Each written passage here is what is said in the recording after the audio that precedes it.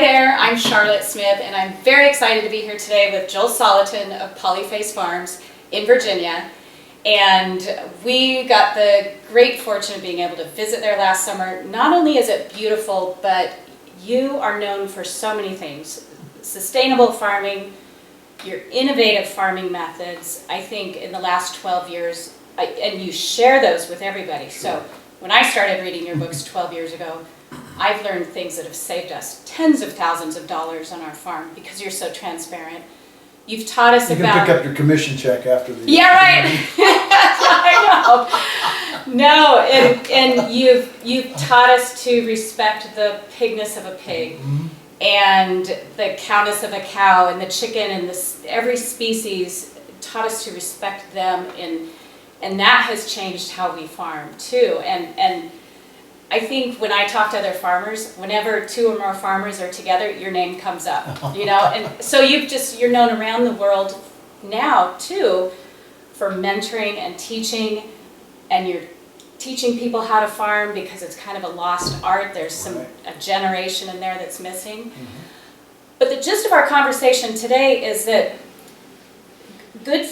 farm fresh food is trendy and hip, and everyone wants it. And farming, a lot of farmers are getting into it, and yet there's a huge disconnect there. And I get emails all the time from farmers saying, how can I find the customers who need my food and will be willing to pay the price? And a large percentage of farmers go out of business within the first 2 years. Sure. So I would love your perspective. You're traveling the United States and the world, and love your perspective on this. Well, I think a couple things. One is most farmers are not good marketers. We're just not. For a lot of reasons. One is we feel mercenary. When I tell you, buy my T-bone steak, there's a part of me that says, "Oh, are you selling your soul? What else is for sale?"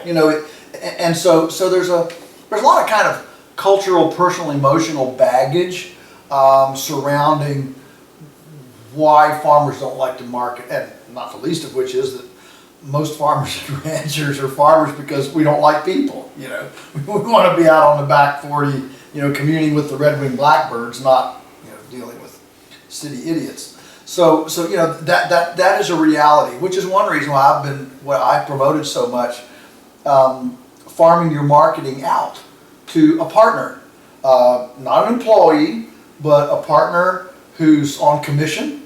I mean, marketing sales are marketing and sales. A person that can sell, a car can sell a T-bone steak.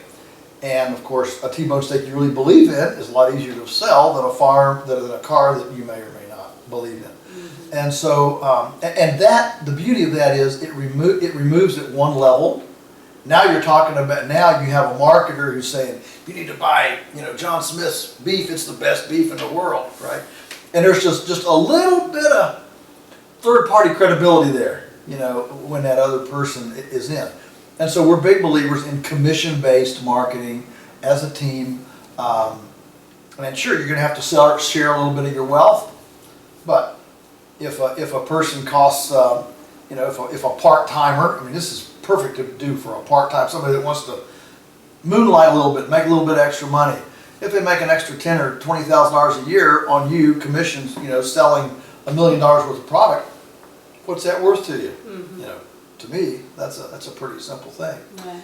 Now, as far as finding the people, what you're looking for is our tribe. You're looking for our tribe. So think about, where are people who think like me? Where do they go? Who are they? And they're not going to be down at McDonald's. They're probably not going to be at Walmart. They're going to be at anything in the wellness community, and it'll be the alternative wellness community, not the medical, not the orthodoxy, but the chiropractor, the iridologist, the acupuncturist, homeopath, naturopath. It's this alternative. And the wellness community, of course, includes all the physical stuff, from CrossFit to wellness centers to gyms, yoga, okay, all this entire wellness movement, nutritional therapy, and then you have the people that are into it as a food, as a food change, like nutrition therapy, Weston A. Price, paleo. All right, so you got to identify, where the tribe is, and then you have to reach out to them. You can't just sit back and fire out salvos of buy our stuff, we're the best in the earth, blah blah blah. You have to reach out, and so I'm a big believer in samples, giving little sample boxes, or a dozen eggs, or whatever, or goodness, if it's a potentially really great client, like maybe the manager of the local CrossFit gym, invite them out to dinner, Right. Yeah. and put the food in front of them, and because what you're trying to do is you're not trying to sell yourself. What you're selling is how I can help you get where you want to be. Do you want to be healthy? Do you want a healthy ecosystem? Do you want a healthy community, a landscape? Do you want drinkable water and breathable air for your grandchildren? I'm your guy. Yeah. And so you come along as a healing coach, if you will. Yeah.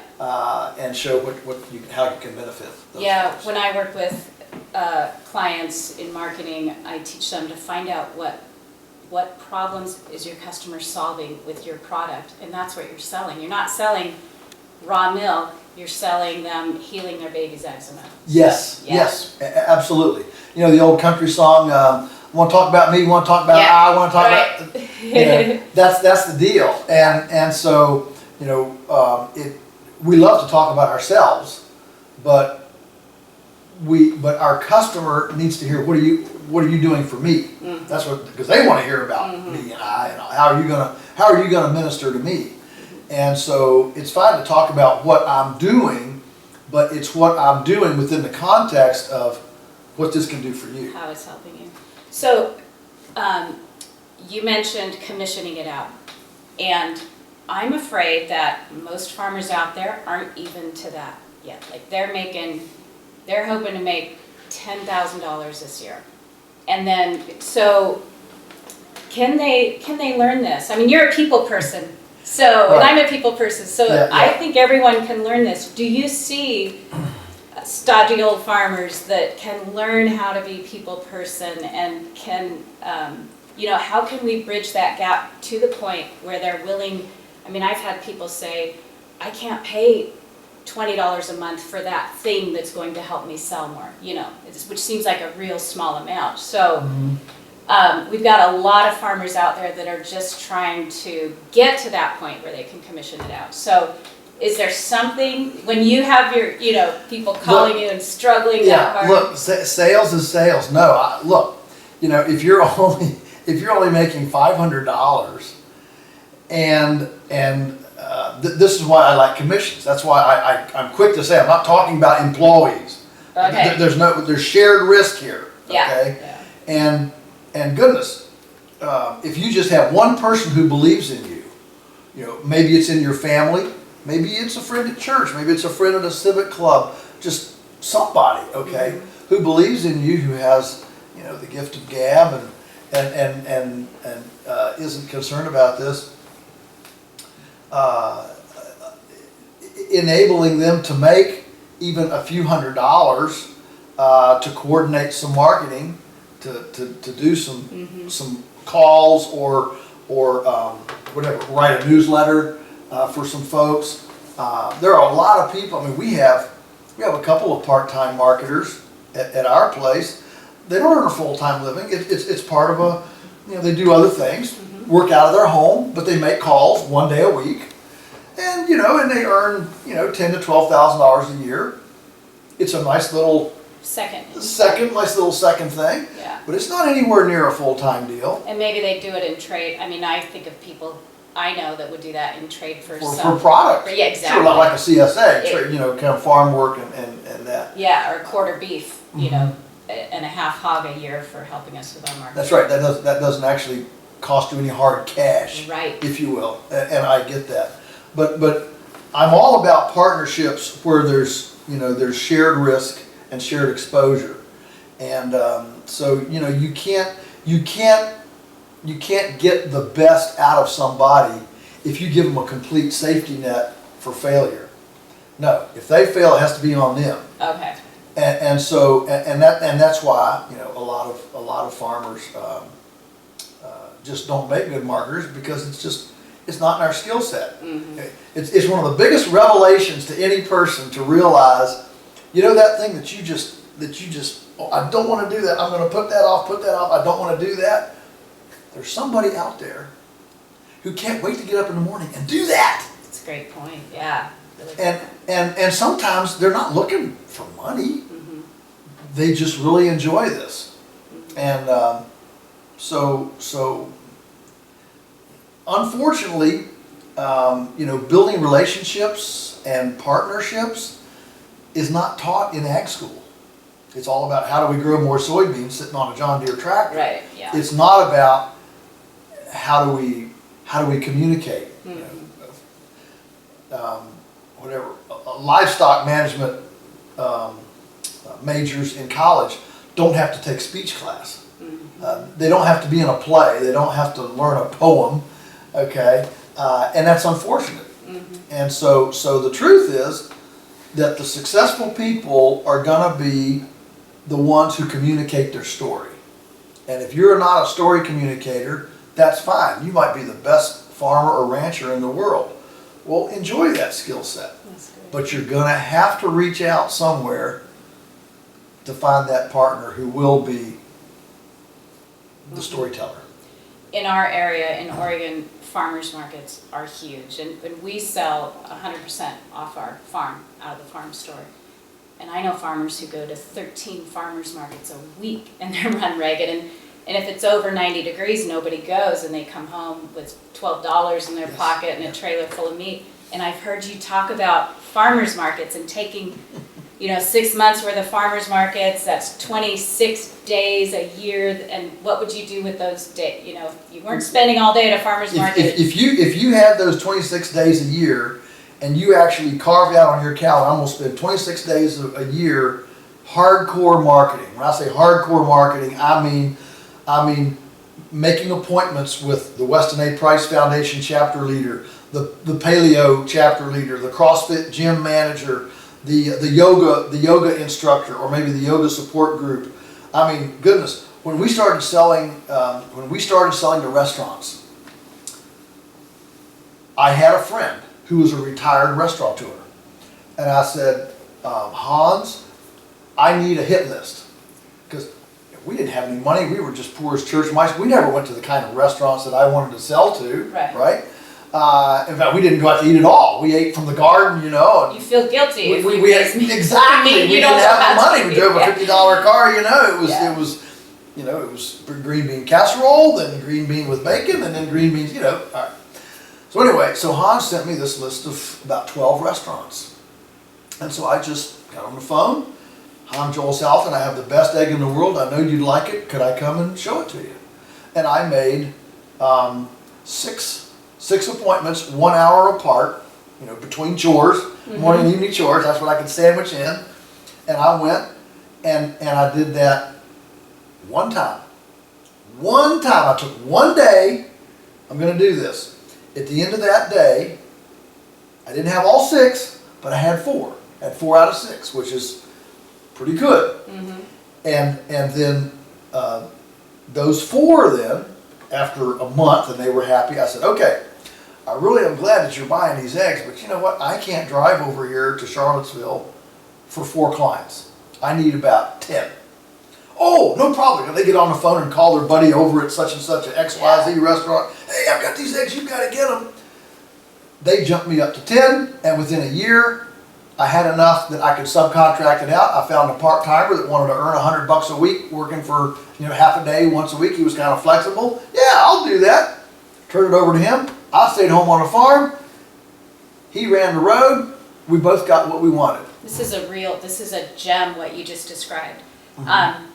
So because people could do this, if they weren't at a farmer's market all day on Wednesday or Thursday or Saturday, and they took that 1 day and they met with 4 customers in a row about, That's right. which that's not just 1 dozen eggs they're selling at the farmer's market. That's 10 dozen eggs a week for perpetuity, Yes, you know, yes, yes, on yes, and on. yes, that's right. So, That's right. I mean, that's huge, and many farmers get into, because I work with a lot that are just getting started, and they come and they say, you know, we're gonna start farming and we're gonna go to the farmers markets. That's their whole marketing model. Sure. And I love farmers markets. We love to go Yes. get our lattes and our scones. Yeah, and but hang out. yeah, that's the problem. Yeah. It's a wonderful social mixer, you know, for all the foodies and the environmentalists and all that in the community. But it's not being used as the conduit of food commerce. It's not. It's just not. Right. And so that's I just described what I did in one day. Right. And I took a sample and just showed it. You know, they broke it out on a saucer. You know, they saw the egg, and they took it. And so, I mean, that was just one day. That wasn't 20 days. Right. That was so. Imagine if you had on your to-do list, just like, you know, move the cows and, you know, whatever, pull weeds in the green beans, and whatever's on your list. If you just had on there, call one potential client. You just add that on there. And if you just did, you know, one or two a week in a month, you know, if you get 50% of them become customers, let's say 50%, in a month you've got several. Yeah. And then it just It snowballs it from snowballs. there. Yeah. I tell people, like in the Pasture Poultry book, I say, look, grow 100 chickens, put 50 in your freezer. Enjoy them, cook them, have friends over, you know, blah, blah, blah. 50 of them, you're going to take 2 apiece, free, to 25 people on a hit list. You sit down and, what 25 people are in the community? Maybe you know some of them, maybe you don't. But you write 25 names down, and you take 2 chickens apiece to those 25 people. I guarantee you 20 will be customers. Are you You're up and talking running. Restaurants or retail? Direct to consumer? I'm talking all Okay. the above, all Okay. the above. Great. It could be a family that you know. You know, it could be the owner of the local whatever health food store. I mean, obviously, I'm thinking about leveraging. You know, so you get a little more bang for your buck. Yeah. But no, we did this with individual families. Okay. You know, but think about your tribe. You know, don't send it to, you know, Uncle Harry, who spends 4 days a week at McDonald's. Right. That's forget that. Yeah. Okay.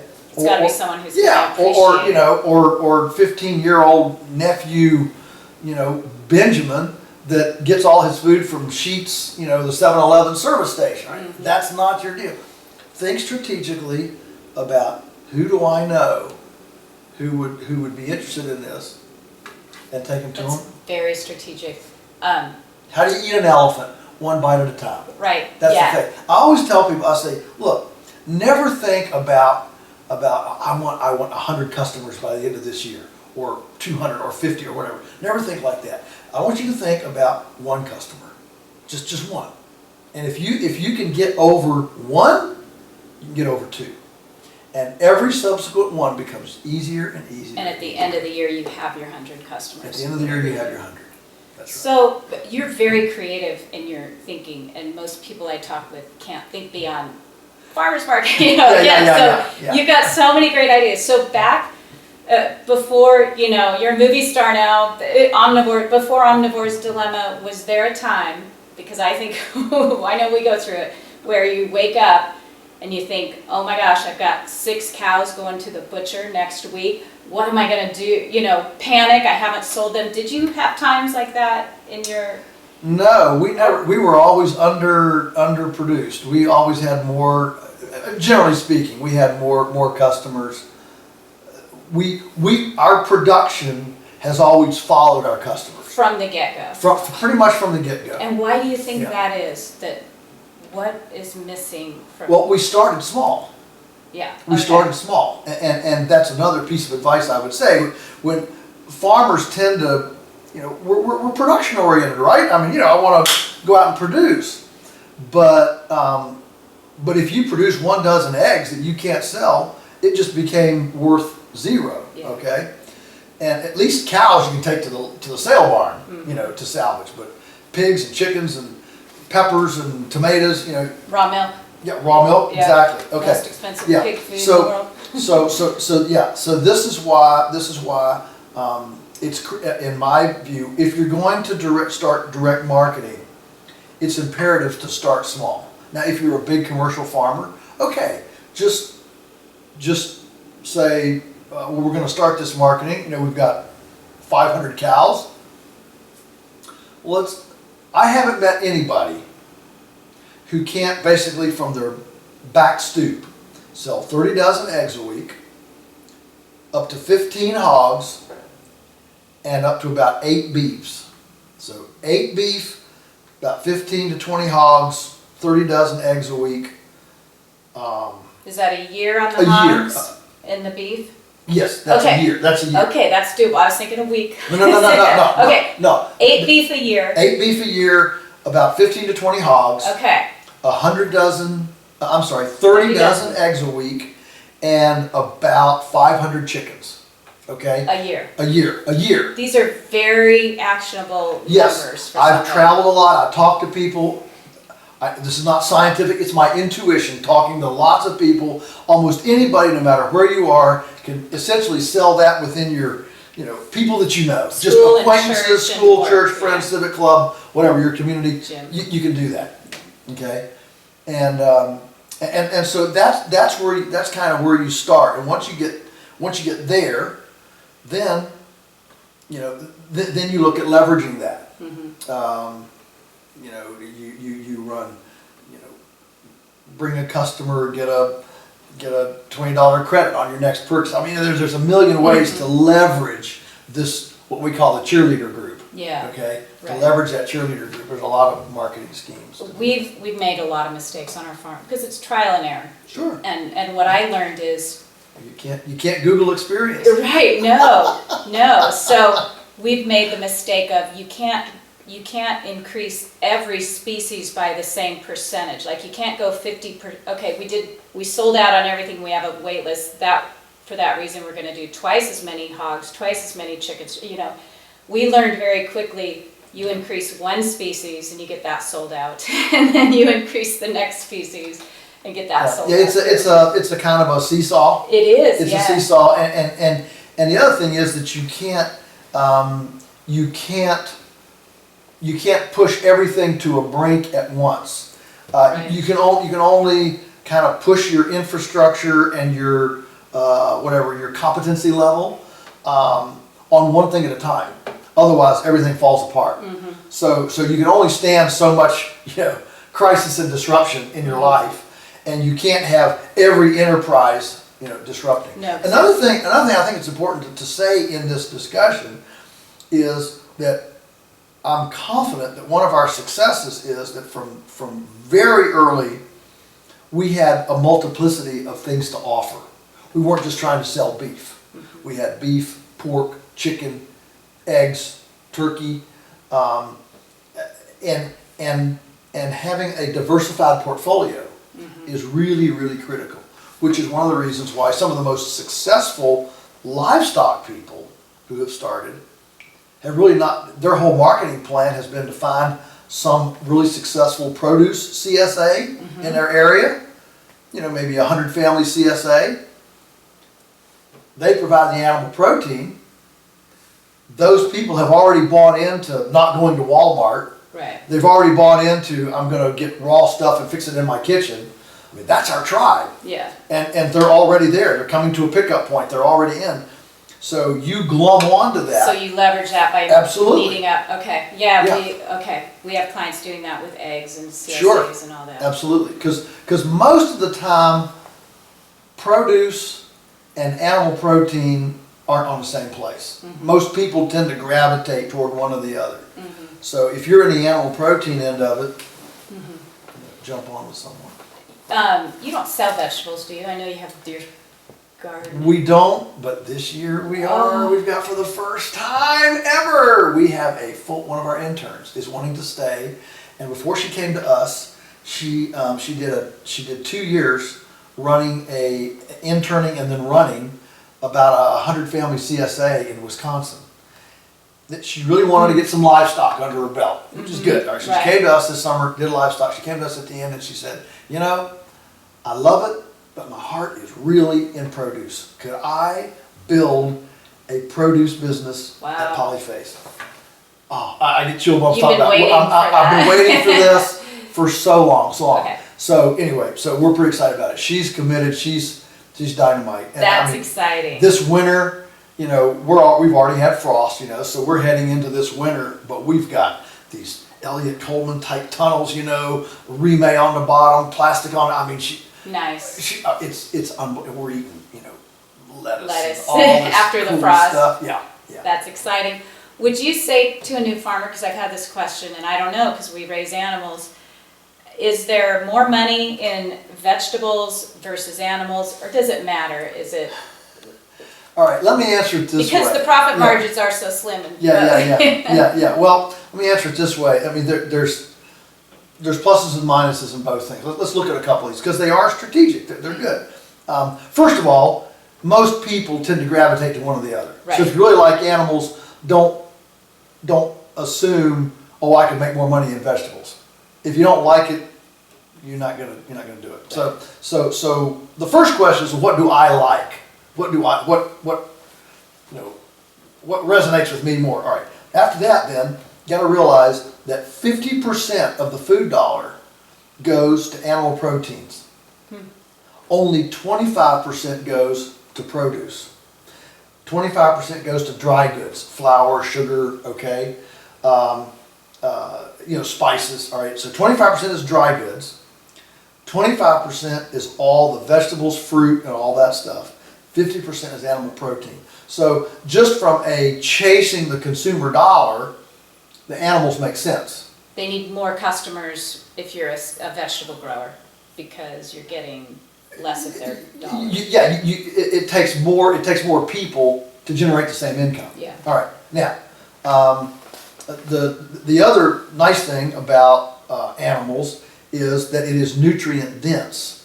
So when we're small farmers and we're not real automated, so we're actually moving food by hand, you know, well. Yes, we are every day. Yes. So from an efficiency ergonomic standpoint, I would much rather pick up and move 100 pounds of $15 a pound T-bones than 100 pounds of 30-cent a pound cabbage. Are you with me? Yep. Yeah. So and that's why produce farmers tend to wear out at 50. You don't see very many of them, you know, old geezers produce farming. Mm-hmm. Their knees are shot, their backs are shot. Why? Because they've moved all this water. Mm-hmm. You know, it's 95% water. Now, do I like my produce? Yes, absolutely. I like my vegetables. But you have to understand that you're moving a lot of water. Mm-hmm. And so in the animal part, you're moving a lot more density. On the flip side, the animals are heavily regulated. You know, with slaughterhouse regulations, dairy regulations, blah, blah, blah. Produce is almost unregulated. I mean, you can pull off to a wide spot in the road and sell your carrots, okay? That's one reason why people move to produce. The other reason is because of cash turnaround.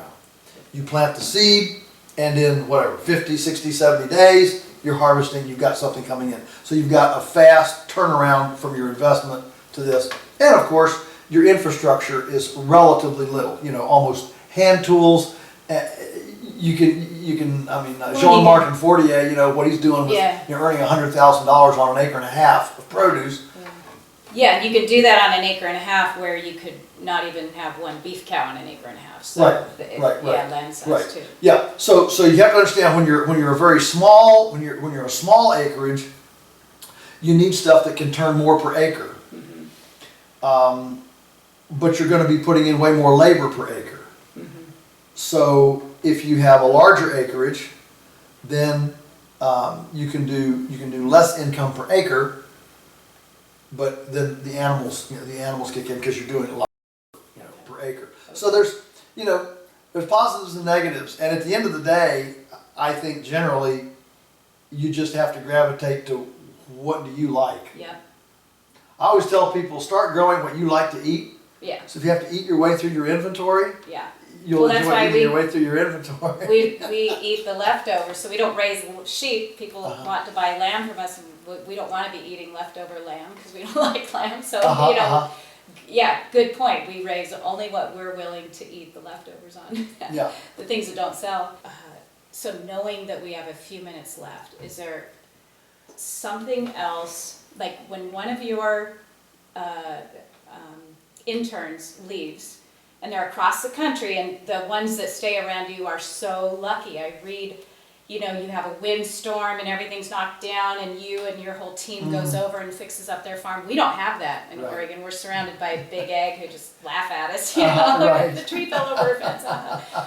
So they leave, they go across country, and they are like, Joel, I'm starting my farm, and I've got all these animals, and I can't sell them. I went to the CrossFit gym. Do they do that for one? Do they email you, help, what do I do? And then what's your advice? We've only had, in my memory, we've only had one who has had trouble marketing. Only one out of whatever, or let's say 30 who have. I mean, we've had almost 100 interns and apprentices in 20-some years. Mm-hmm. We don't take a bunch. Right. And of course, certainly half of them, more than half, have not continued in farming. They've done something else. Right. Okay. But let's say of the 30 who have gone on and done something in farming, in my memory, we've only had one who had trouble marketing, and it was a little bit of a unique situation in that he lives in upstate Pennsylvania, up in what we call no man's land in northern Pennsylvania there, and there's just nobody around. I mean, nobody, but he went through a desponse, a depression time there. I don't think we can even do it. I don't think we can do it. And we introduced him to the Metropolitan Buying Club. He did that in Pittsburgh, and then he just hung in there a couple more seasons, and it started to come, and now he's up and rolling. Has his own butcher shop on the farm. Oh, great. He cuts his own meat. He's got part-time help. He's doing very, very well. That's great. So sometimes it's just, what does it take to make you quit? And the people who are successful, I'll look at myself sometimes, one of the reasons that we are where we are is just because we never quit. Right. We just stayed with it, and that the last guy standing becomes the poster boy, not because he's smarter, sharper, whatever, but just because you just refuse to quit. Yep. I'm in there. And lots of times, it's darkest right before the dawn. Yes. And right. We've had that on the farm. Yeah. And so, the Peter Drucker learning curve, you come in at this level, and then you have the slow of despond, where everything seems to be falling apart, and oh, what do you do? And you start climbing out of it. Well, most people quit right before it turns up, because that's a 3 to 5 year period. And, to stay with something that's not lucrative for 5 years, that takes some real courage, backbone, and stubbornness. Yeah. So on that, I mean, it took us 5 years to make a profit, to break even almost. And if someone would have told me when we started out, it's going to be 5 years, and so many farmers get into this. Yes. And they say, we're going to be profitable in a year, and I'm going to quit my job in 18 months, and Sure. or they quit the job first because they're going to be profitable in a year. I hear this all the time. What do you? Yeah, well, I tell people, first of all, you need to have some experience. Whether that's an apprenticeship, whether that's just weekend farming, but you've got to have experience. Number 2, be out of debt. All right, because you're not going to cash flow this thing, at the beginning. No fledgling business cash flows day one. None. Normally they're financed by stored capital from somewhere else. Yours and investors, somebody's, okay? Day job. Day job, exactly. So don't jump off that cliff, all right? And then, so get out of debt. Because you can live real cheap if you're out of debt. If you don't owe anything, you can live really, that was Teresa and I's secret. I mean, Mom and Dad didn't pay for the farm, but the farm was not a going concern. It was raw land, it was sitting there, we had a great background of Dad's innovation and his, way he thought, but it wasn't generating any income. But we were out of debt. We drove a $50 car. We lived on $300 a month. We made an apartment in the old farmhouse attic. Yeah. We called it attic. We called it our penthouse. It's just Yeah, right. the way you look at it, right? Yeah. And if we didn't grow it, we didn't eat it. We didn't have a TV. We never went out to eat. We never went to theater. We bought clothes from the thrift store. But you can live cheaply when you don't have a bunch of outside interest. Neither one of us even drinks coffee, so we didn't have that expense. Well, they didn't have cell phones back then. Didn't have cell phones. The huge expense. Yeah. Our entertainment was listening to the great Gildersleeves and Abbott and Costello on PBS radio. The old 40s reruns. It's great. It's as good as anything. All right. So get out of debt, and then the next thing is get together a 1-year nest egg. A 1-year nest egg. Save up enough that you don't need an income for 1 year. That's exactly what we did. I looked at that, I said, you know what? We can live for 1 year. I fully intended to go back, to the city, to an off-farm job in a year. But I thought, in 1 year I could get so much done. I could be there for every calf that's born. I could be there every time the weeds are this big in the garden instead of I can't get to it till they're this big.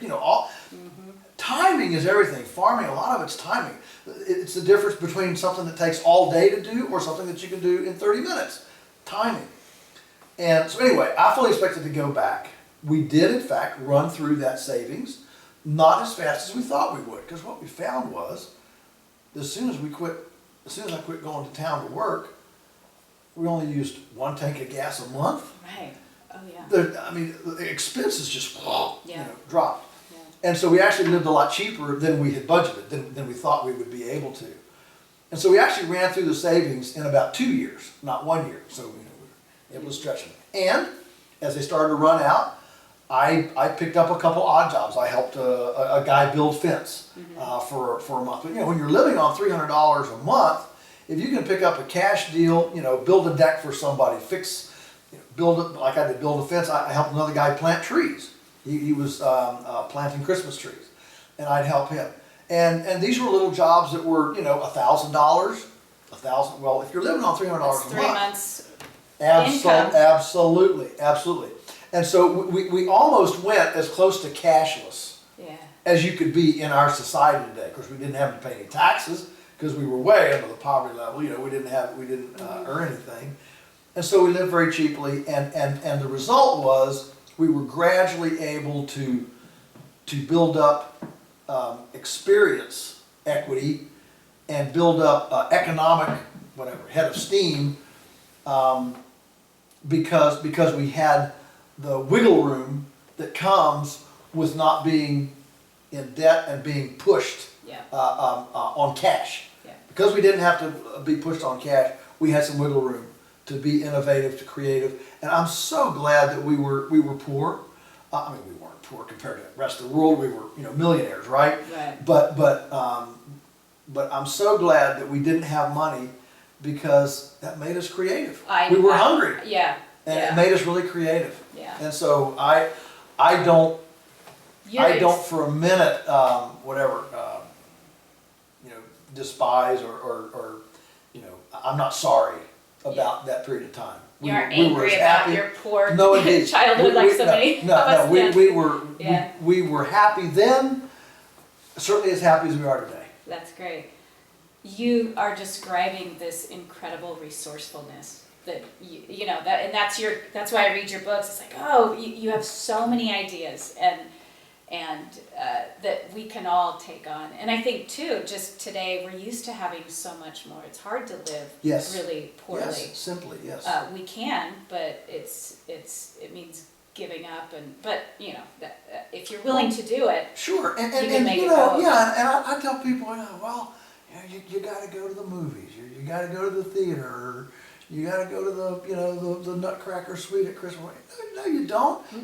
You take a package of hot dogs and sharpen a stick and go out to the back 40. Yep. And you make love over a campfire. I mean, you make your recreation. You don't need all this stuff. You don't. Really don't. If you can't get excited, about going out with your beloved and having a campfire by the pond and pulling in a fish, and just enjoying the sunset together, there is nothing in the city. Now, I realize I'm a country boy, so, but nothing. We ride horses. My favorite Friday night Absolutely. is let's go for a horse ride Yep. across the farm and check all the pastures. Absolutely.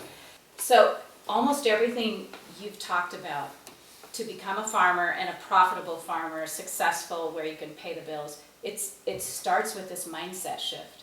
Because everything Right. you've talked about had to start with your thinking. It's right. okay to live this way instead of this way.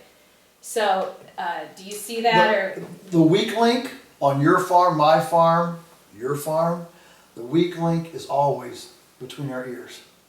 As our son is wont to say, he says the problem is not money, it's not resources, it's constipation of imagination. That's That's great. That's the weak link. How do you fix that? I read a book. I read books that help. Yes. I was thinking this, and I can read a book and go, 180 degree Yes. shift. How else can you change your mindset? Absolutely. I agree. My first one is reading. Read widely. Read eclectically. Read stuff. Look, if you're a conventional farmer, and all this stuff sounds, this is